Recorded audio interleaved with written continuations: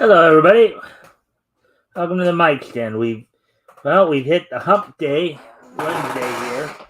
Of course, I hope everybody's having a good week thus far. We're, of course, as usual, going to wait to give people a chance to come over from other streams once they're done. But while, of course, we wait, I'm going to take care of a couple things real quick here. So I'm going to turn on some music, go off camera for the moment, and then I will be right back. I'll get over you. You know I will. And I tell myself I'm over you because I'm the king. Anyway, I'll be right back.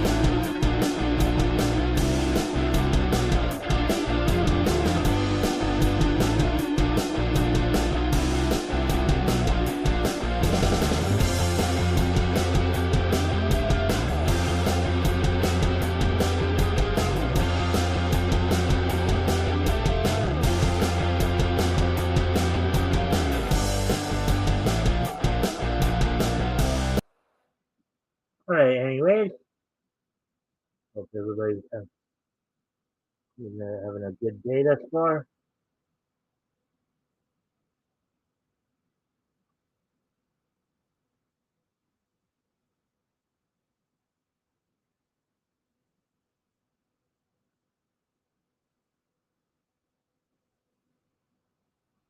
Anyways, with that, as I said, we're just waiting around for more people to show up. So, let's see. And there goes Max on a routine mission. Will he lose or win? The full-applied diaper and that stays within. He's top, I mean terrific. I don't know another word that says it so specific. And there goes Max, noontime hero. I laugh until I cry. Just full-applied diaper and that stays within. Fantastic Max. Get along, gang, get along, gang. Each one special in their own way. Get along, get along, gang, get along, gang. Get up with the get along, gang. Everyone is okay. Get up with the get along, gang. Oh, get up. Life is like a hurricane. Yeah. Cars, lasers, aeroplanes, it's a stuck blur of a mystery. For rewrite history, DuckTales. Ooh, I've been making DuckTales. Ooh, taking a stranger out to find you. When you grab onto some DuckTales. Ooh, You've been making, I've been making DuckTales. Woo! You've been making, I've been making DuckTales. And if a stranger out to find you, would you grab onto some DuckTales? Woo! Marshall, Will, and Holly on a routine expedition. It's the greatest escape ever known. High on the rapids, when they came tumbling down, 1,000 feet below, to the land of the lost, to the land of the lost.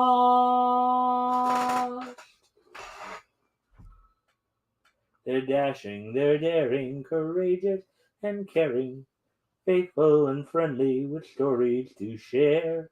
All through the forest they sing out in chorus, marching along as their song fills the air. Gummy bears bouncing here and there, everywhere. Find adventure that's beyond compare. They are the gummy bears. They are the gummy bears. Super Mario, Super Mario, Super Mario. Super Mario World is a blast from the past. Super Mario World, you better think fast. Super Mario, Super Mario, Super Mario. Like father, like son, you're always number one. Yeah, there's buddies, there's pals. Always seem to work things out. Can't you see they're two of a kind? Looking for a real good time? Report to the Duke Troop, and you always stick together. Yeah, we're the Duke Troop, best of friends forever. Yeah, we're the Duke Troop, and we always stick together. Yeah, we're the Duke Troop, best of friends forever. Now we're calling everyone. Come along and join the fun. Report to the Goop Troop. Yeah. Anyways, okay, so now with that, we're getting pretty much we're coming up on the 8 minute mark. So on this last day of August, let me tell you, I guess, what's coming up here on tonight's episode of the Mike Stand. So um, we've got basically 6 stories tonight, 2 comics related, 3 anime related, and 1 animation cartoon related. Let's see. On the comic side of it, of course, we're going to start out for comics. The 2 comic related articles are from Bounding into Comics, and then the other 4 articles are from TBR. Um, we're going to look at something that Mike Diodato Jr. did recently, and sharing a nude photo of himself to utilize that to slam Namor, how they're drawing Namor. Kind of ridiculous, but still, when you got comic book artists coming out and feeling the need to expose themselves to talk about how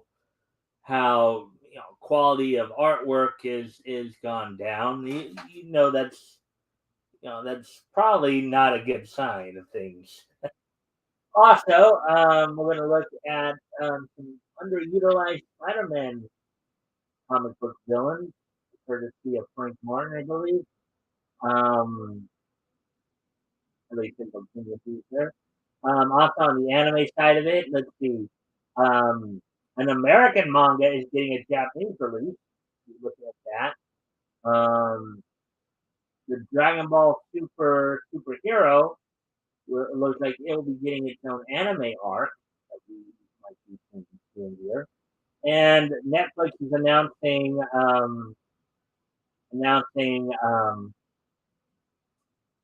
its intention to bring forth an anime called Romance Killer. Also, Harley Quinn gets a 4th season with a new boss. be looking at that as well.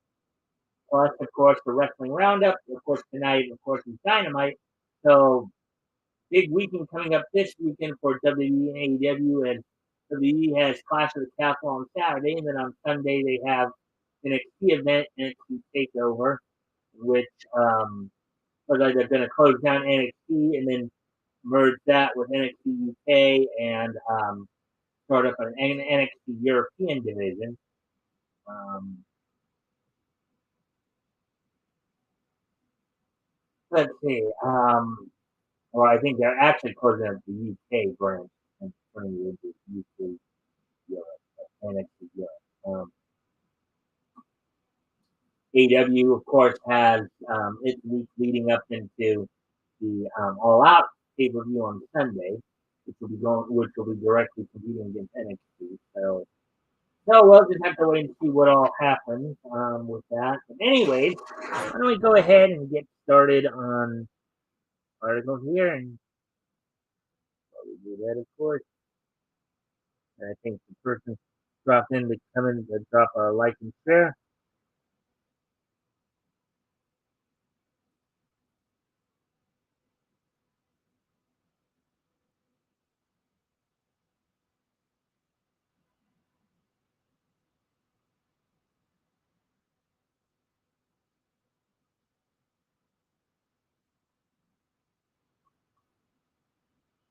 Anyway, just give me a sec that I go to share something here real quick. Be right back before we get started here.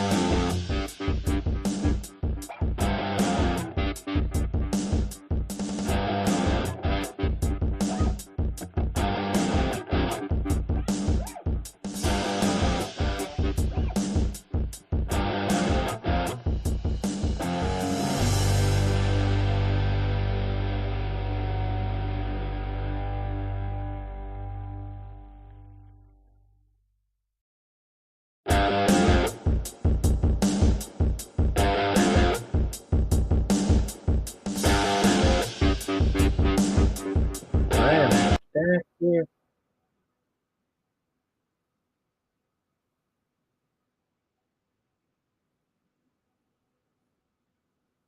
Alrighty then. So, anyways, why don't we go ahead and get started with the show here with the articles and get into it.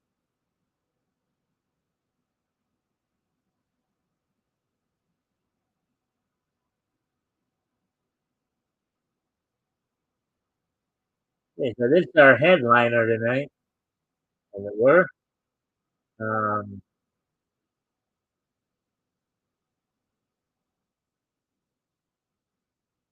all right, so Marvel Comics artist Mike Diodato Jr. shares his own nude photo. Slam Pound Namor, quote, looks in worse shape, unquote, and himself in more quote, Black Panther Wakanda Forever. Oh, God. Okay. You know they're in trouble when the artists themselves are trying to say how much better they look than comic books. Okay.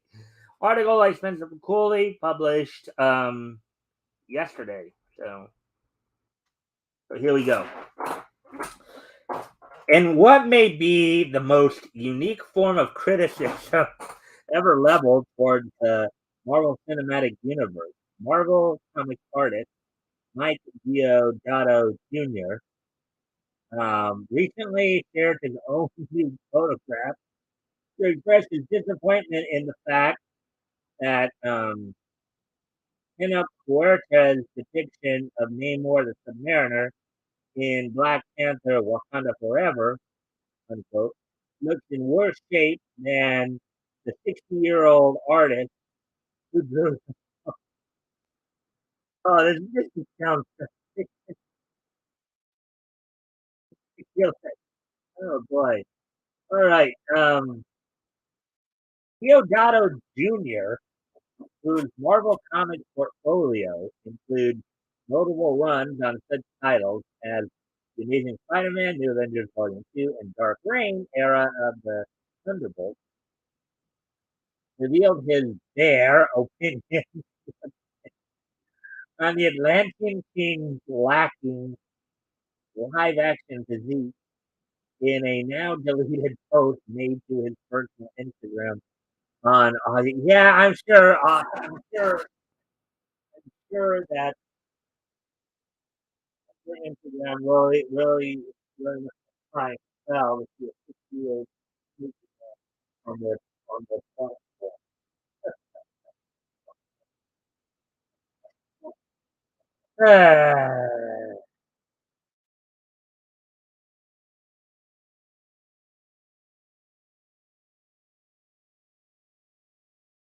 Therein, believing the MCU's version of the character to be woefully out of shape, Deodato Jr. emphasized his opinion by secretly sharing a side-by-side comparison between a shot of Huerta's Namor walking out of the water onto Wakanda's shores and a nude photo of his own slightly more defined defined accent. Like, do we really need to see this kind of stuff? Do we really need to see this kind of quote? You can tell somebody screwed things up when a character from a movie looks in worse shape than the 60-year-old artist who drew him. Unquote. Deodato Jr. wrote atop the image. The image's Instagram caption, the artist added, pencil lifting, deep swimming any. Yeah, yeah, yeah, yeah, yeah, yeah, yeah, yeah, yeah, okay. Anyway, following Deodato Jr.'s aforementioned deletion of his post, the artist has since taken to sharing numerous pieces of Namor artwork, including his covers for New Avengers Volume 3, number 16 now. We have 4 there.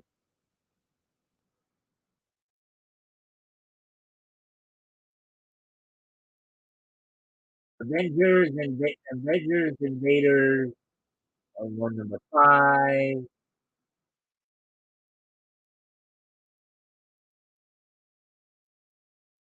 And an interior page from New Avengers Volume 3, number 8.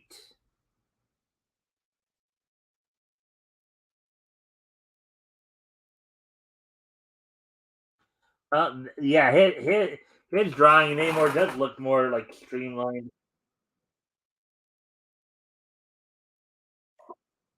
Leonardo Jr. is not the only veteran comic book creator to have taken public issue with Namor's upcoming MCU debut. As longtime Batman handler and Bane creator Graham Nolan likewise publicly expressed how he found himself unimpressed with the character's live action design, albeit in a less openly taken fashion. Oh boy. I wonder if Morrison's kind of pulling the old well, searching for a beautiful truth bit or whatever, or in the Twitter on July 3rd, Nolan criticized the design for changing Namor's mutant slash Atlantean background to that of an astronaut. Namor, whose father was Scottish American, Mackenzie, mother who was a blue skinned Atlantean, is now what? Aztec? questioned Nolan before sarcastically appraising, quote, creativity by box checking for the win, unquote.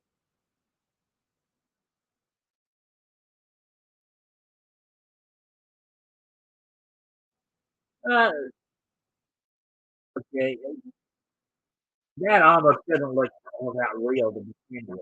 So,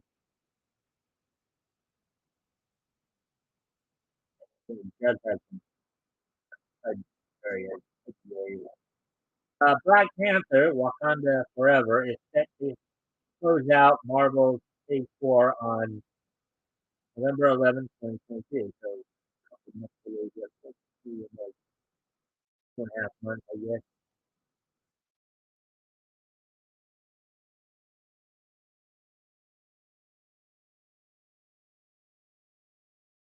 All right.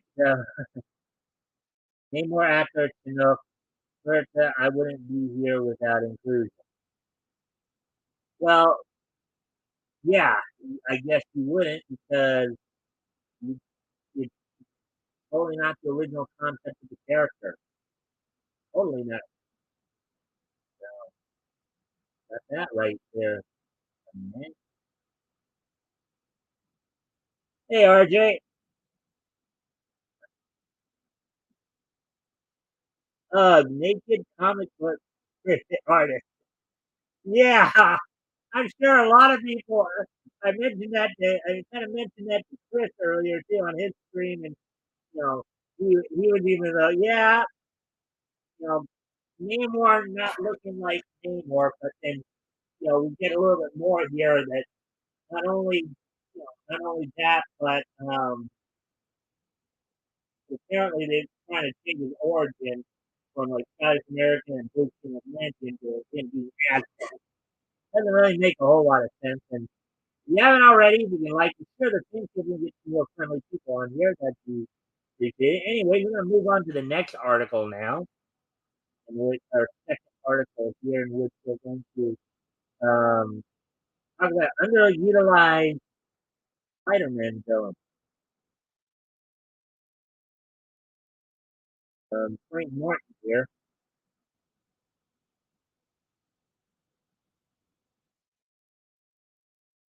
The most underutilized Spider-Man comic book villain, article by Frank Martin, published earlier today. Spider-Man doesn't just have some of the best villains in comics, he might also have the most. Well, I think you can make an argument that Batman and Superman probably have a number of there. Anyways, um, there are so many, in fact, but they often created random groups of six, and sometimes more, to oppose them, which is a testament to just how much the thorn in their side he really is. A la the six, I guess, what they're alluding to there. As popular as he is, Spider-Man has had many different series and crossovers over the years. This means he has to face a lot of bad guys, and not all of them have met their full potential. Well, yeah, probably when you have that many villains to deal with, it's hard to incorporate every single one of them. Every series. Let's see. Okay. Some have been mothballed for extended periods of time, while others keep getting passed over in favor of their more popular peers. Number number 10 of the underutilized.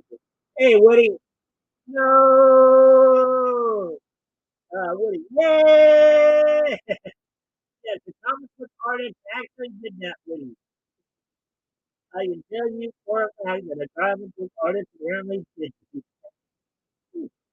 Anyways, so, this article. Number 10, the enforcer.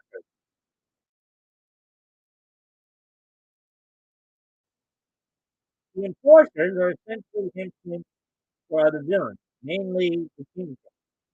Um, though they are usually seen as a trio, the enforcers are really three separate characters: Nancy Dan, Montana, and Ox. They do pop up from time to time, but there's still a lot of potential for their characters to be developed. Um, they may not be much of a physical threat to Spider-Man, but since the characters have been around for decades, there's a ton of history to explore. Number 9, Wolfman Man.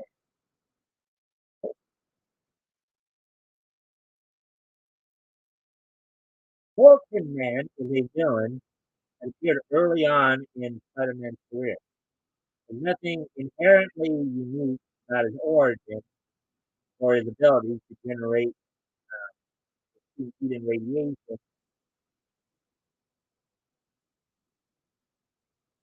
but that doesn't mean he can't be an effective character. Sounds like a guy who was probably somehow exposed to a volcano and survived. Instead, it's his relationship and history that makes him interesting. He's Liz Allen's stepbrother and has also been rehabilitated to become a hero, so to see him return as a villain might be needed for his character. Number 8, Manwolf. Manwolf follows a familiar theme with comic characters. Against his will, he was transformed into a monster that he can control.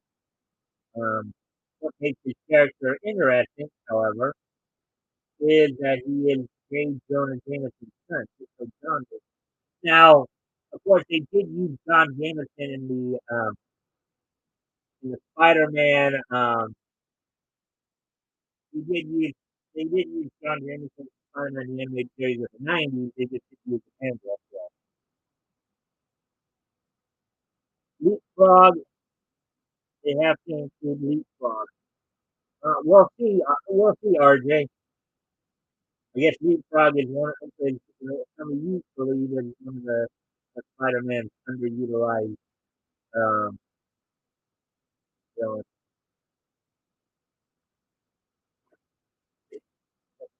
Um, Seeing Manwolf is more like a curse to John Jameson rather than power. But given how much his father has changed over the years, perhaps it's wise to bring his son back into the fold and expand upon his character as well.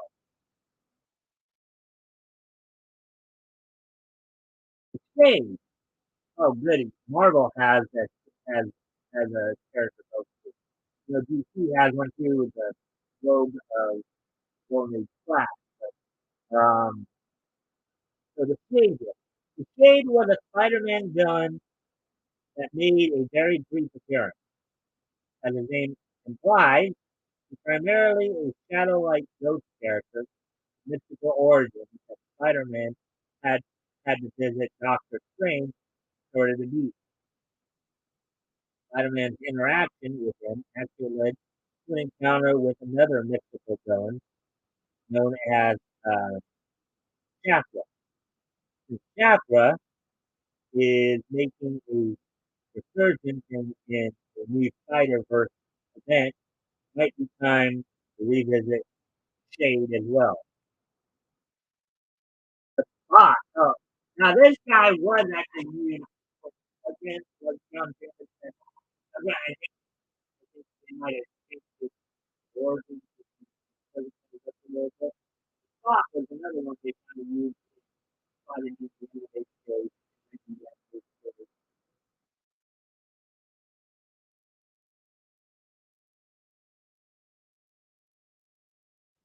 With as full a power as Spock has, he certainly pops up from time to time. He's able to open interdimensional portals that connect to one another, which makes very fun fight. Yeah, unfortunately, he's always been a C-level villain. Yeah, I kind of remember his appearance on the Amazing Spider-Man the anime series in the 90s, where you see at times he exists out of one portal and then another portal out the Spider-Man got. Recently, Carnage slaughtered and devoured the spot, essentially stealing the. It's unclear when and how he will return.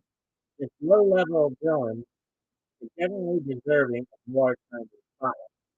Shocker. And Shocker was another one who was both Spider-Man and his friend. The original one of McAlee, not the newer one.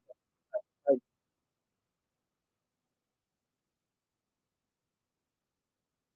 excuse me a moment, I do have to step away. I have to go off camera for a moment. I'll be right back. I'll be right back.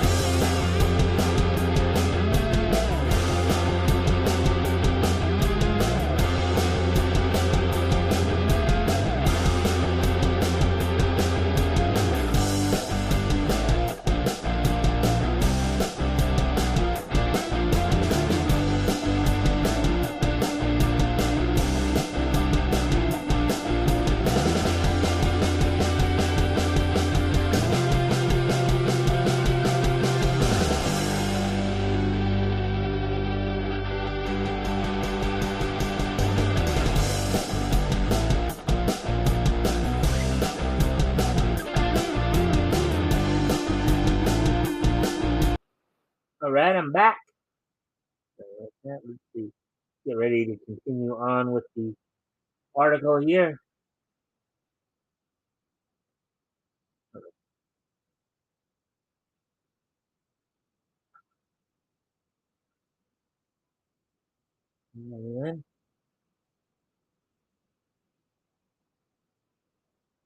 Alrighty then. So, Shocker is one from the 1994 animated series. Shocker is another villain that has appeared in many stories, but has never risen to an A-level threat. Now, in the Spider-Man the animated series, they did make him part of the Sinister Six. So it's mainly because he's usually a henchman that's only concerned with money and often works for bigger villains rather than himself.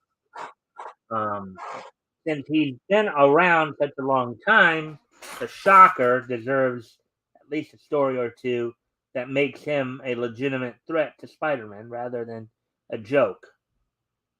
Like when he gets thrown into a huge water reserve and his suit explodes. His shockers explode. Even his brief appearance in the Marvel Cinematic Universe and Spider-Man: Homecoming never truly gave him his due. The Tinkerer. The Tinkerer is well known in criminal circles. If the villain wants to up his tech game, then he goes to the Tinkerer, who would have no problem creating a more dangerous version of their suit or gadget. Sounds a little bit. Let's see. I think there was a DC I think Killer Moth at one point kind of became that kind of character in DC. Kind of the anti-Batman of. Problem is that besides being extremely old, the Tinkerer is mainly just an armorer. His job is to create weapons for other villains while never being a threat himself. About time for that to change and for the Tinkerer to take center stage.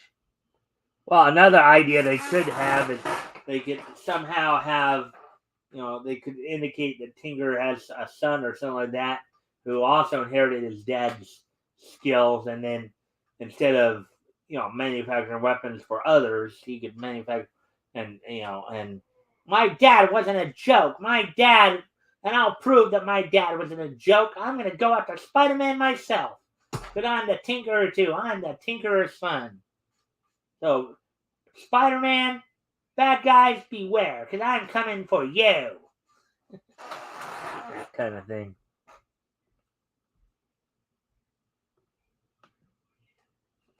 And what's that? Jonathan Kent and Damian Wayne were playing Leapfrog? No, I'm guessing. No, Woody, I'm guessing Leapfrog is a name of a Spider Man villain, I guess.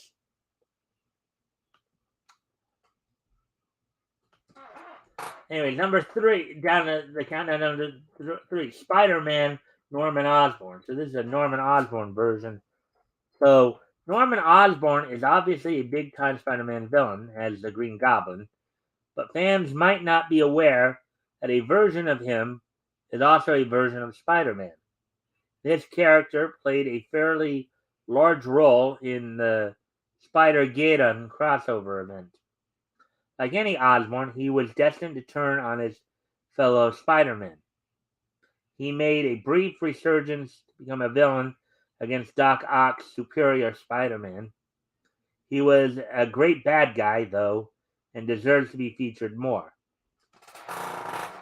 The Chameleon. Now the Chameleon had an actual episode dedicated to him in the first season of Spider-Man the animated series, like the last episode of the season. There, um, Chameleon might be considered an A-list villain, especially since his family are also major threats.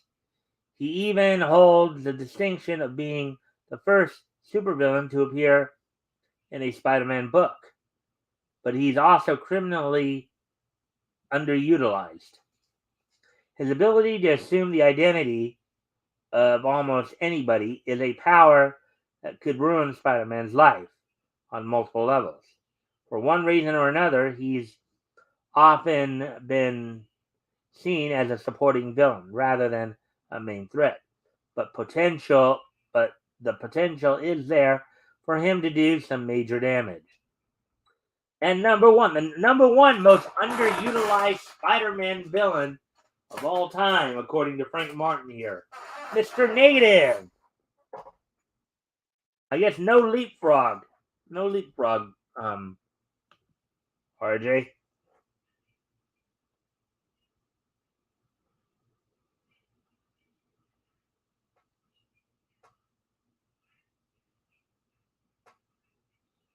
No problem, Woody. Um, the Chameleon was the first supervillain Spider-Man fought in Amazing Spider-Man #1. Yeah, that must have been long after Amazing Fantasy #15, right, RJ?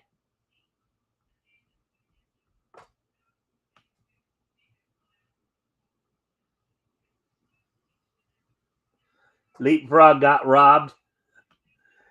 Uh, I had until you mentioned it, I had never even heard of Leapfrog. RJ. Now, granted, it's probably because I didn't read the comics growing up like you guys did, but I'm sure I'll run into him at some point as we're doing the historical comic retrospect. Anyways, finishing up the article here. As far as Spider-Man villains go, Mr. Negative is a fairly recent addition. He has been featured in many different stories, but he's also an immensely interesting character that has found quite a friendly relationship with Aunt May. He's a Jekyll and Hyde of sorts, as he switches back and forth between criminal boss version of himself and the philanthropic Martin Lee. Um, Although stories in the past have explored this dual identity somewhat, he should definitely be a bigger player in Spider-Man mythology. Well, if he's more recent, you can't kind of blame them for him not being, as well recognized because he hasn't been around as much. Anyways, now getting ready to move on to the CBR articles. As we, for those, let's see where we at. We're at 40 minutes now. Anyway, so yeah, so we're gonna be focusing in on anime but stick around because don't forget, guys, I do have a history segment at the end of the show. Of course, we'll have some comic history among other things when we get to that. So stick around, and you might find some of these other articles interesting too. Um, Actually, here's a manga one. In fact, I'm going to get into here.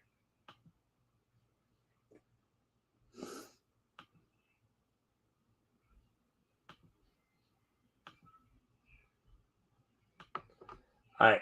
American manga Devil's Candy to see Japanese release. So this is kind of the reverse of thing. This is an American-based manga that now will be heading over to Japan, whereas usually it's Japanese manga that get localized in English. So, the American manga series Devil's Candy by Bikuri and Rem is set to make its way to Japan via Kadokawa's Aokishi magazine. Article by Noah Dominguez, published 17 hours ago. Look at that pink hair right there. The American manga series Devil's Candy will soon be making its way to Japan, courtesy of Kadokawa's Aokishi magazine. Her anime news network, Aokishi, announced on its official blog that it would be serializing a Japanese version of Devil's Candy, starting with its October issue, which is due for release on Tuesday, October 20th. Viz Media currently publishes the English language version of the manga-inspired comic as part of its Viz Originals line. What is Devil's Candy?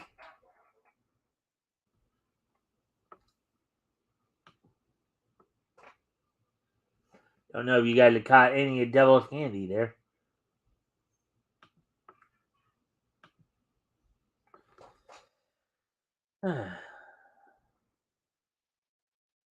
Devil's Candy is written by Bikuri, also known as voice actor Clint Bickham. Okay. Clint Bickham, a Texas-based voice actor who worked for Funimation, ADV, and Sentai. Not part of that same crew though that blasted Vic. So, and illustrated by Rem. Bikuri and Rem initially launched the manga-inspired comic on their website in 2014. Viz published the first physical volume of Devil's Candy July 13, 2021. The second volume followed suit earlier this year on July 12th. The physical books include bonus chapters not featured in the online version of the comic. Quote, at Hemlock Heart Academy, science whiz Kazu Decker shows off his skills by creating a humanoid girl named Pandora, unquote. An official synopsis for Devil's Candy reads, quote, but in the world of monsters and mayhem, surviving high school is harder than getting good grades, and lessons often turn violent.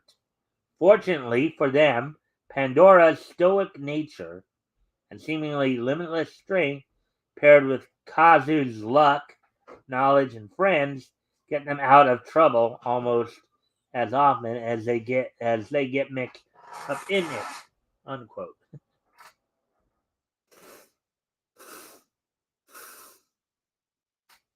Anyways,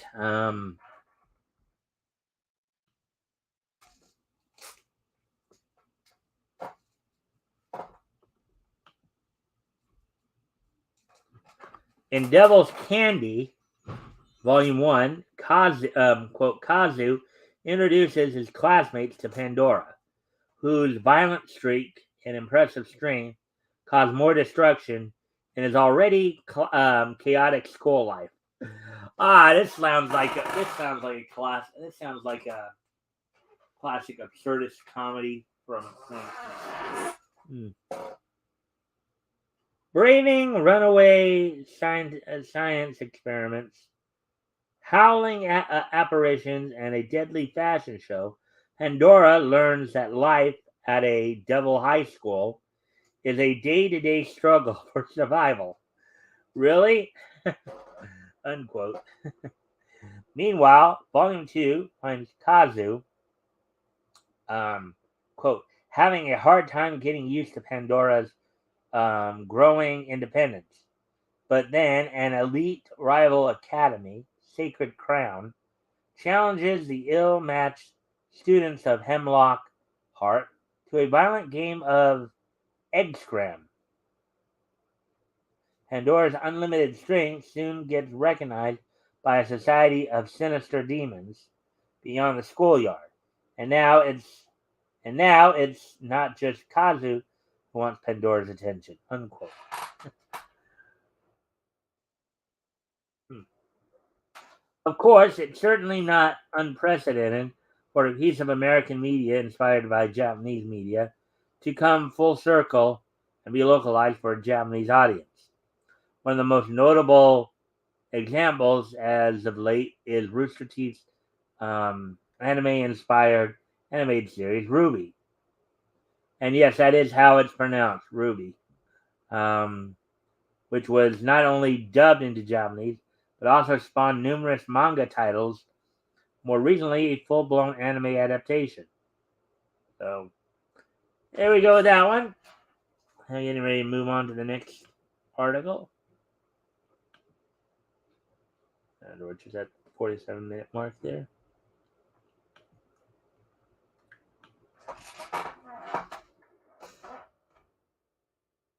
And our next one here, next article is this one right here.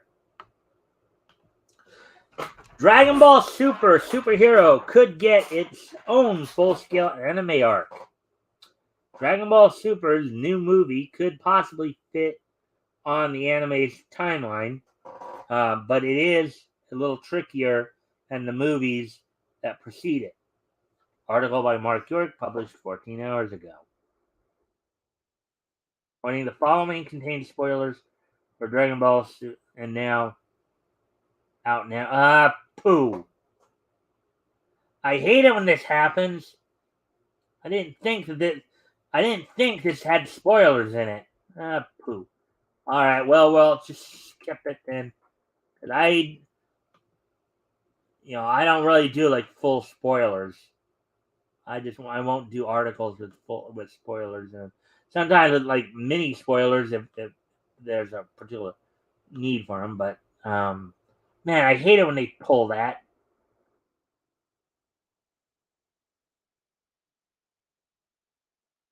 Anyways, moving on to the last anime article here. This one shouldn't contain.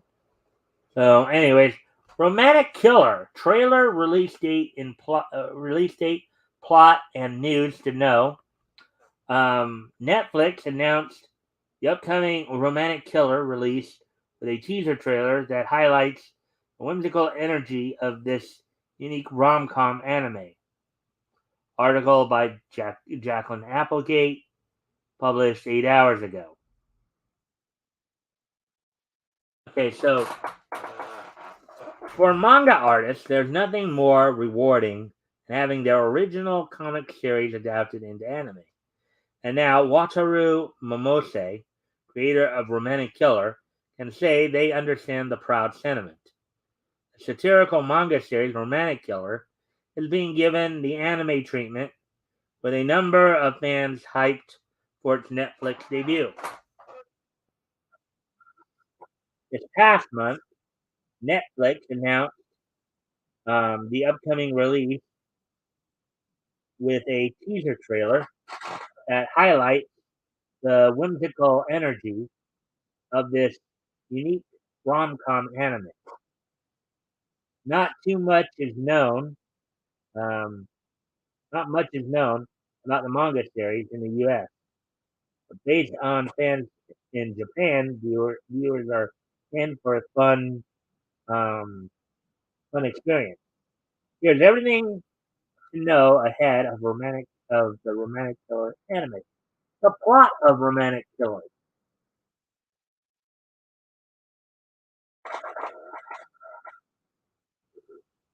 The story of Romantic Killer follows Anzu Hoshino, a high school girl who is suddenly forced into a typical shoujo heroine's dream, and her worst nightmare being romantically chased by the most popular guy in school. With no interest in romance herself, a fairy named Riri turns Anzu's life upside down and becomes hell bent on playing matchmaker. Anzu has no choice but to face her courtship head on to return to the happy single life she's always preferred.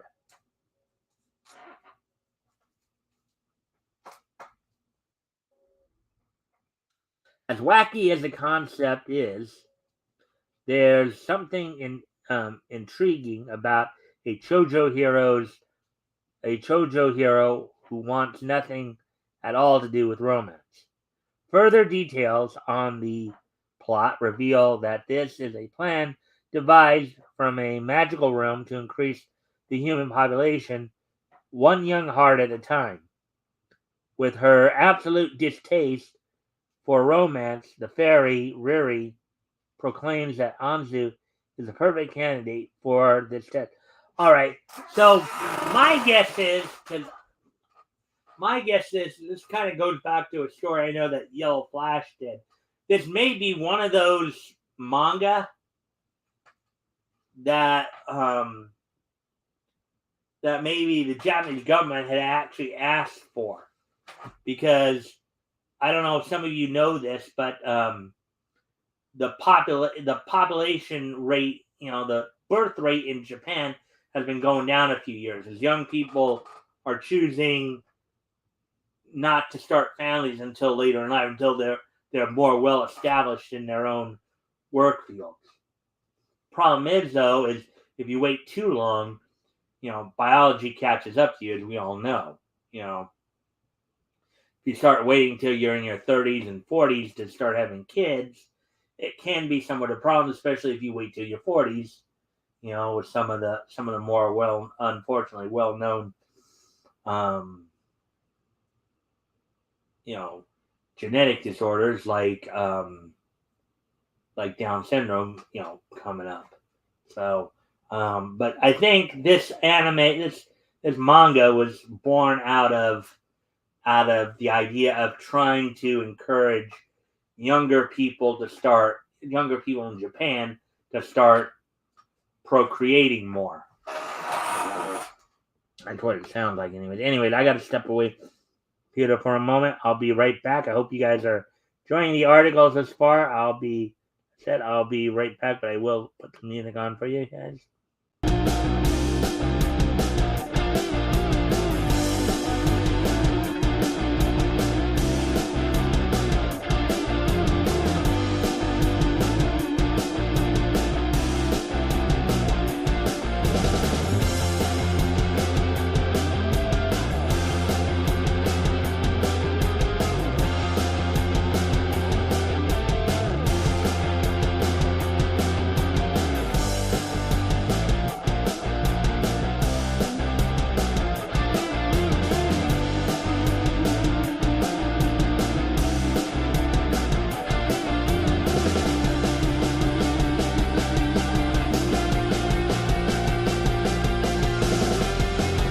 All right, I'm back. Let's see. And I think I just saw somebody say something. Oh, yeah, Woody said something here. Let's see what Woody had to say. Um, paying for your son's college out of your paying for your son's college out of your Social Security. Okay. Don't know where that came from, but oh, by the way, Woody, nice Woody Woodpecker avatar there. Ah, ah, nice Woody Woodpecker avatar right there, Woody. Yeah, I know the, I know that's been a big issue at some of late with the whole um, Congress deciding to forgive um, student debt. So, yeah, and that's not really a good idea.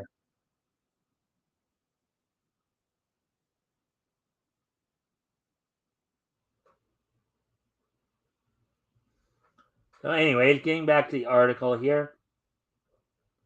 Let me just see.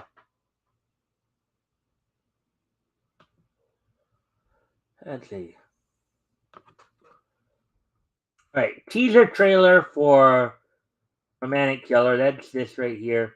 That I guess is the girl right there. The brief teaser trailer released by Netflix introduces the series' two main characters: the cynical and tomboyish Anzu Hoshino, and the upbeat but pestering fairy Riri. While Anzu, now this one does sound like one I'd be interested in checking out too. But Anzu is enjoying her boy-free life playing a video game. Riri jumps out of Anzu's screen and makes every attempt possible to make her fall in love. Primarily, this is done by taking away what Riri claims to be items that, quote, can be harmful to, in brackets, Anzu's love life, unquote. After taking away Anzu's beloved video games, chocolate and snacks, and even her pet cat, there's nothing to distract her from her forced journey of love except her unyielding, stubborn nature. Yeah, and I'm sure she's ready to wring that little fairy's neck. What seems to be at the center of this short trailer is a contemptuous relationship between Anzu and Riri, one who's against love and the other who strives for it. Since Riri is a magical being and can't simply be destroyed by Anzu's wrathful punches, it looks like Anzu is stuck with surviving the fairy's games. The opposing clash of their sweet and sour personalities adds a dynamic to the series that looks like it will be hilarious to watch. Yeah, that does sound like it. It could also be part of why the manga series was such a success. More important things to know about Romantic Killer. Anyways, I'm going to need to step away one more time because we got, it's going to get a little dimmer in here.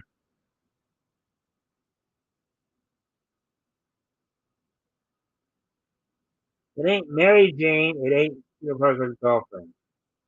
Okay? Um. Anyways, I'm gonna step away one more time to deal with the lighting here. I'll be right back.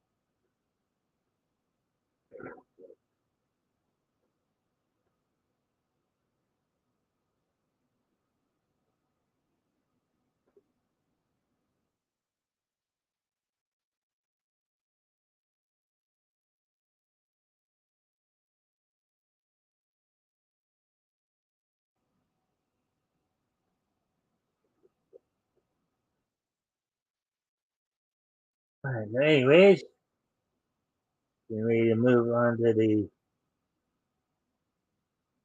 next part of the article. More important things to know about romantic killer. The original manga started off as a vertical scrolling series published in Line Manga Indies, um, among other sites. But after garnering a big enough audience, an official serialization was published in Shueisha's Jump Plus app in 2019. It even won the second Jump Vertical Scroll Manga Award, giving it wide acclaim. Since then, the manga's fan base gradually expanded in Japan. The publishing company, Viz Media, has only recently acquired the rights to translate manga into English and bring the series to the US, which is why there isn't a strong fan base among Americans. However, that doesn't mean that there aren't viewers eager to watch and read the series.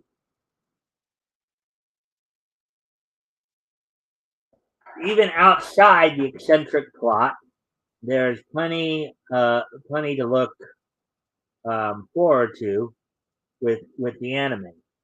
For fans of the anime adaptation of The World Ends With You, director Kazuya Ichikawa has led this project, and the same animation studio, Domerica, is also behind the scenes. Hiroko Fukuda, whose two biggest works as an anime scriptwriter are Noragami and Teasing Master Takagi-san, is also part of the production team. So from what I understand, these are some pretty impressive people right here. The music has been composed by Ryo Kawasaki, To Your Eternity, and the opening theme song sung by Eureka of Beastars is played in the teaser trailer. Romantic Killers release date. I guess that little yellow thing is Riri, the fairy. Romantic Killer will be released to Netflix subscribers on Thursday, October 27, 2022, adding more to the streaming giant's library of anime. Unlike most anime series, Romantic Killer will be available for binge watching as the full first season will be released in one shot. Wow. The only place to watch will be Netflix, but anyone interested in the story can now pre-order volume 1 of the manga. All right, so there we go with that one.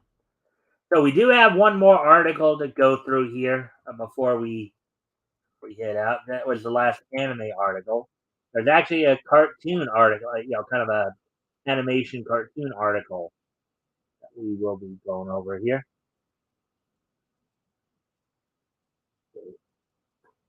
We're at the hour, half the hour mark.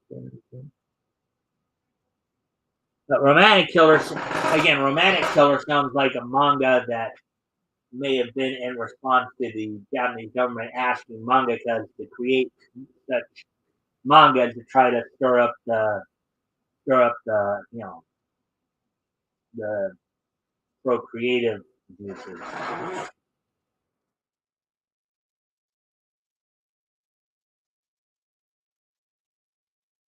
Anyway,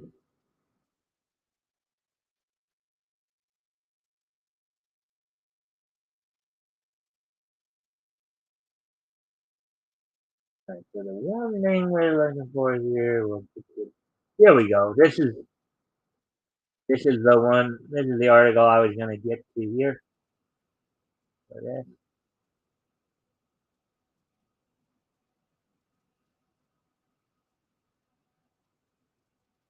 All right, so Harley Quinn gets season 4 renewal at HBO Max with a new female boss. All right. HBO Max announced the renewal of the DC adult animated series Harley Quinn for the fourth season with a new showrunner joining the team.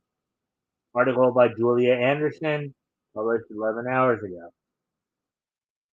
But there's Harley right there. Like colorful too. HBO Max announced the fourth season renewal of its hit adult animated series Harley Quinn, with a new showrunner taking charge. According to The Hollywood Reporter, the streaming giant greenlit a new season for the DC show weeks ahead of the season 3 finale on September 15th. So probably, but this could be either in the early days of David Zaslav coming in, or even before David Zaslav came in and started Flash and everything. Along with another year of Harley Quinn's adventures comes a new head writer, as Justin Halpern and Patrick Schumacher will be stepping down. Sarah Peters, who has written for the show over the years and serves as consulting producer, will take the reins when the show returns. Schumacher marked the occasion by posting a celebratory image on his Twitter account.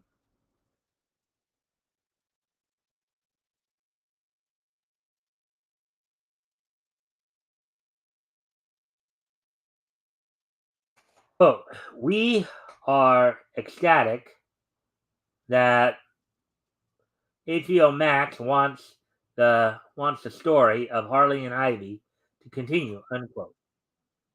Halpern and Schumacher said in a statement. Quote, and we are equally thrilled that this next season will be in good hands.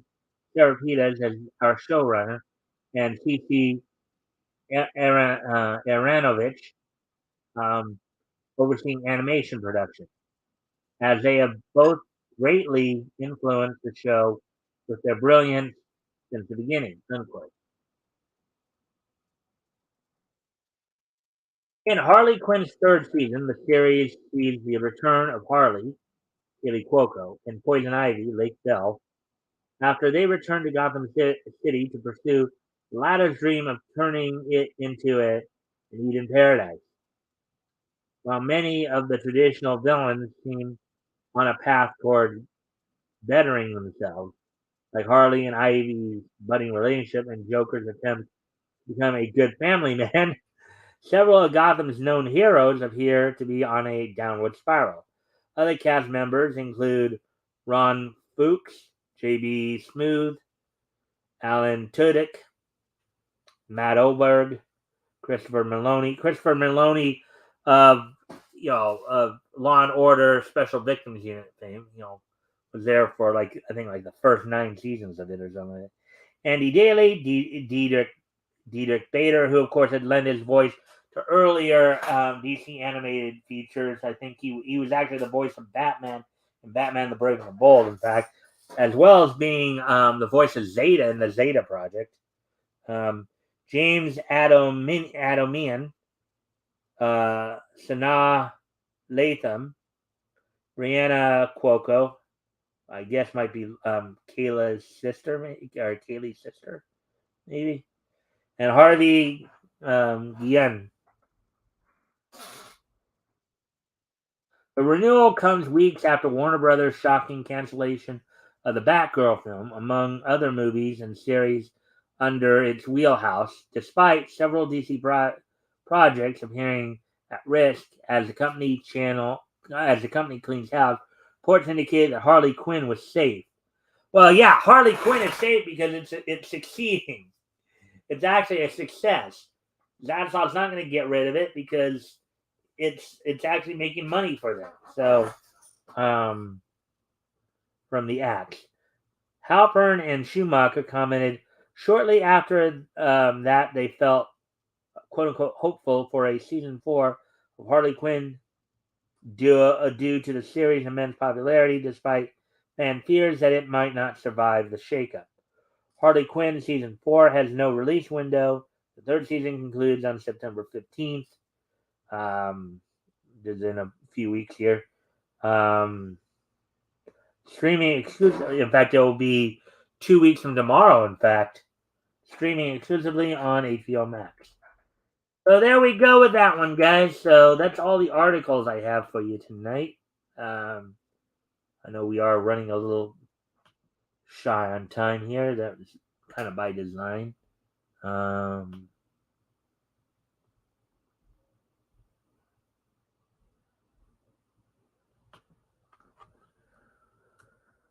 anyway,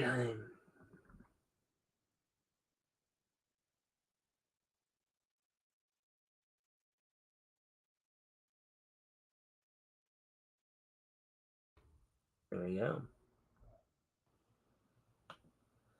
Anyway, so I said we do have some wrestling news to go over here, so we'll probably will do that here.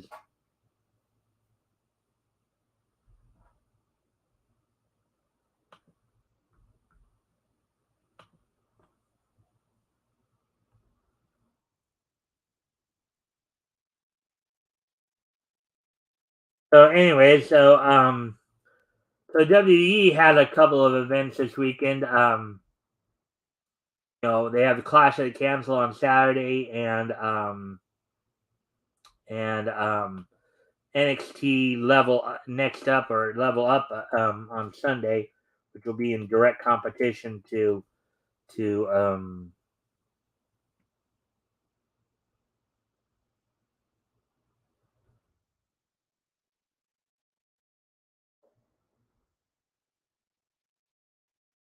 I'm sorry, it's not Level Up. It's actually Worlds Collide. Worlds Collide event. So this Saturday, the WWE will have, of course, Clash of the Cancel. They're building that up. Build it up on Raw on Monday night, and then this Friday's SmackDown will be was pre-taped to avoid travel issues.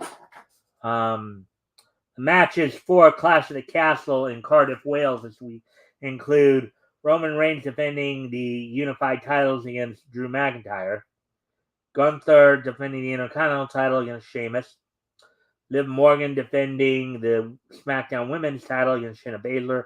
Seth Rollins will be taking on Riddle, or Matt Riddle. I guess now Riddle's getting his first name back. Apparently, that was a match that was originally slated for SummerSlam, but they decided to move it back a pay per view. In a 6-woman tag match, you have Bayley, Dakota Kai, and Io Sky taking on Raw Women's Champion Bianca Belair, Asuka, and Alexa Bliss. Then you have Edge and Rey Mysterio Jr. involved in a tag. Now, remember, Edge and Rey Mysterio are former WWE Tag Team Champions, from years ago. But they're teaming up again to take on the Judgment Day members of Damian Priest and Finn Balor. There's some stuff going on in Dominic and Rhea Ripley as well in that. So that's all that's going on with the WWE. Let's see, there wasn't much else I knew of there. Terms of some other news. But anyways, and now, right now, of course, also, let's see. And for the When Worlds Collide, that event happening in Orlando, Florida, as they're doing some shakeup with the NXT brand. It's going to be from the Performance Center, in which you're going to have a number of unification matches for the NXT title and NXT UK title between Braun Breaker, the son of Rick Steiner, Tyler Bate competing in that match in the women's unification in the NXT women's unification match between the NXT women's title and the UK women's title. You have you actually have a you have a triple threat match going on there with Mako Satomura, Mandy Rose, and Blair Davenport competing in that. For the NXT Women's Tag Team Championship, you have Tana Chance and Kaden Carter defending against Doudrop and Nikki Ash. In the NXT Tag Team UK Tag Team Elimination Fatal 4-Way Unification match, you have Jensen and Briggs as one set of champions. The Creed Brothers as another set of champions. Also involved in the match will be Pretty Deadly of Elton Prince and Kit Wilson, and Gallus of Mark Coffey and Wolfgang with Joe Coffey in their corner. And then you have Ricochet challenging for the North American title against Carmelo Hayes. So that's going on in the WWE side of things. Now with A&E tonight, of course, with All Elite Wrestling, they got Dynamite as everything's leading up into this Sunday's All Out pay-per-view, which the Wooden World Collide event will be going directly against them. So at All Out this Sunday, you have a number of matches going on, including a match, a fatal 4-way for the women's interim championship, as Thunder Rosa was injured and could not defend the event. Could not defend the AEW women's title at the event at All Out. So they're going to crown an interim champion at just like they did with on Mox. And apparently, oh wow! So there's been some changes made. Apparently, there's apparently been some changes made to the All Out event, as Jon Moxley will actually be defending the world title against CM Punk. Now, I originally thought that was. Now, here's the thing about that. Originally, they were supposed to have a unification match at All Out, but then they decided to have it a couple weeks earlier. From what I'm reading here, it looks like they're gonna. But I thought that that according to what we saw, not CM Punk had broke his other foot. What's going on here? I guess they'll have more answers for that on Dynamite. But, Jade Cargo will be defending the TBS title against Athena. In a 6-man tag match, Jay Lethal teams with Impact Wrestling's Motor City Machine Guns to take on basically the pinnacle of FTR and the triple tag champions of FTR.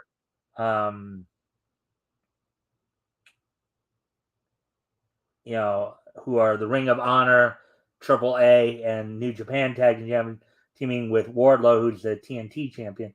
I guess almost all the members of the ladder match have been announced as Claudio Castagnoli, Ray Phoenix, Andre El Idolo, Rush, Penta El Zero Miedo, Hiro Yuta, Dante Martin, and one other person will be involved in that. And of course, the trios tournament final will be coming to an end there as well. So let's see what, because I think they got, maybe they've announced the matches for 0 Hour. 0 Hour, the pre-show there. Or just Eddie Kingston versus me. That should be a major fight there. Those two are a couple of tough guys. But anyways, tonight on now again I'm still. Oh wait, I guess. Oh, Dynamite, I guess already over. Let's see what happened here.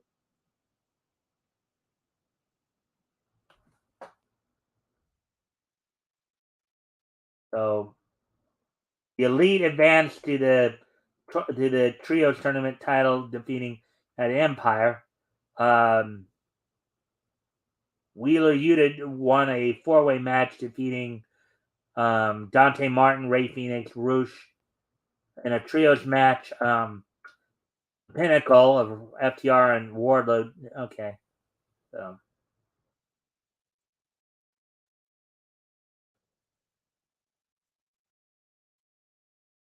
interesting though about the I guess they'll have some information. I'll probably have more of that on tomorrow night's show. Hey Rick, just going over some wrestling news here. We're about to actually wrap up here a little early here.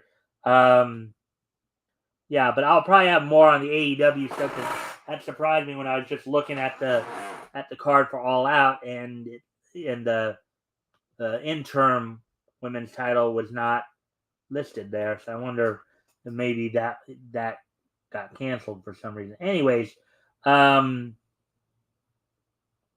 so now we're coming down to the end here, of the show. So we're gonna wind things down a bit, and thank you for likes and shares. Um, so today being the last day of August here, um, August 31st, 2022. Let's go ahead and take a look back at this day in each history. History, and let me just review here. 82, 2002, and then 1962.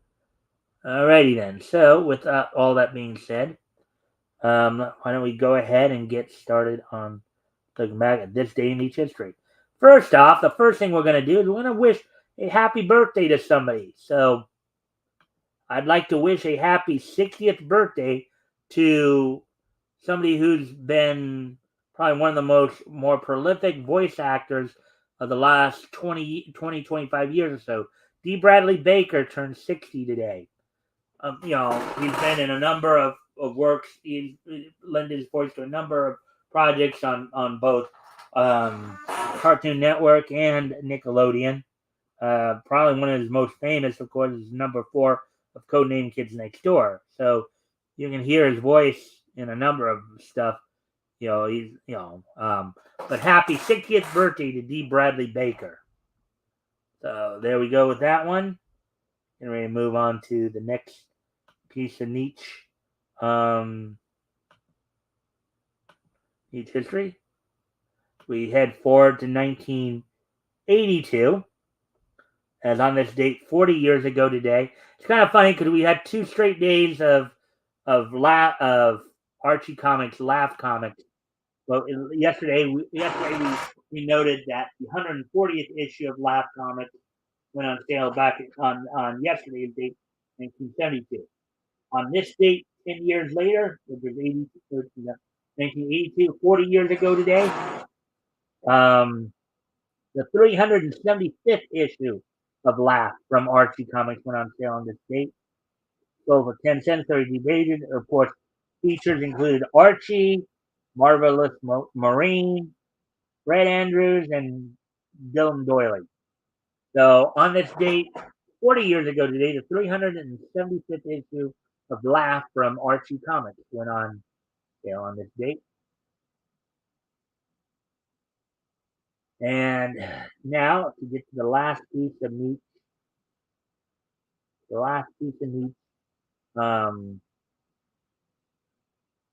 each history here. On this date, 20 years ago today, XPW, Extreme Pro Wrestling, which was kind of a hard. For those of you who may not know, XPW was basically like a West Coast version of ECW. Okay, they started up in 1999 and ran for a couple of years. Started out here in California, in the LA area. But on this date in 2002, they had their hostile takeover event in Philadelphia at basically the old ECW arena. The main event saw Shane Douglas and Terry Funk wrestle to a no contest for the XPW World Heavyweight title. Chaos would retain the XPW Television Championship over Chris Hamrick. Vic Grimes would defeat Alta Boy Luke and Little Guido in a 3-way dance. Juventud Guerrera defeated Chris Chetti. Supreme retained the XPW King of the Deathmatch Championship over Angel. And this Angel was known as Angel the Hardcore Homo. Okay. XPW, it was basically, I said, it was kind of it was kind of an ECW. It was kind of the West Coast version of ECW. Only thing is that they went even more extreme, and not just in the wrestling side of it, but in the content of the storytelling as well. XPW was actually run by Ron Jeremy, if any of you know that name. You know, Ron Jeremy's kind of a porn producer known for doing a lot of like more extreme BDSM stuff. So he ran a wrestling organization. This is it. And then you had for the XPW World Tag Team Championship, Mexico's Most Wanted of Damien 666 Halloween, who many of you might remember from their time in WCW, retaining against the New Panthers, K. Malik Shabazz and Rafael Mohammed. Damien 666, of course, is managing his son Bestia 666 and his tag team partner. They are currently two-time NWA World Tag Team Champions. So on this date 20 years ago today, XPW's hostile takeover event took place at Viking Hall in Philadelphia. So with that, guys, I thank you guys for being here tonight. Yeah, we're running a little on the short end tonight, but we'll probably be back to trying to push the full 2 hours starting tomorrow, as we enter September. And don't forget, this Friday, of course, RJ's with me, co-host, as we finish up April 1939 on our historical comic retrospect coverage. We'll be looking at comics that went on sale from Quality Comics and Future Syndicate. I hope to see all then. I hope to see all back here tomorrow as well. Anyways, I will talk to y'all later. Bye.